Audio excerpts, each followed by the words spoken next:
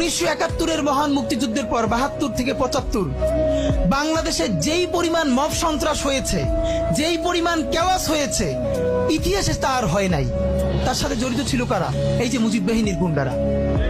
আমার বাবা, আমার মা বলেছে মুক্তিযুদ্ধের পরে যে অস্ত্রগুলো জমা দেয়া হয় নাই, সেই জমা না দেয়া অস্ত্র থেকে প্রত্যেকটা বাড়িতে বাড়িতে ছিনতাই, রাহাজানি। আমার মায়ের আজকে এই কথাটা বলি, আমার মা বলতেছেন আমার নানা একজন সম্ভ্রান্ত আলেম, তিনি যেখানে থাকতেন মুক্তি বাহিনী এবং পাকিস্তান বাহিনী কেউই তাকে কখনো আক্রমণ করেন নাই তার সম্মানে।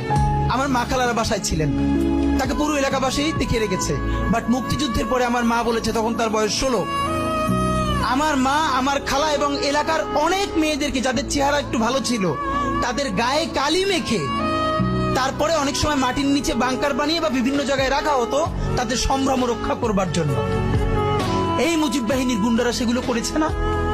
এমন কোন চিন্তা নেই। ব্যারিস্টার ফুয়াদ ভাই সেদিনকে বলেছেন তার বাবা, সে অসংখ্য সালিশ করেছে তাদের এলাকায় যে এই গুন্ডাগুলো মুক্তিযুদ্ধের পর বিভিন্ন জায়গায় ছিনতাই করতো, তারপরে এলাকাবাসী আইনে গাছের সাথে বাইধে রাখতো, এরপর এলাকার মুরব্বীরা আবার সব উদ্ধার কইরা মানুষের কাছে কাছে দিয়ে আসতো।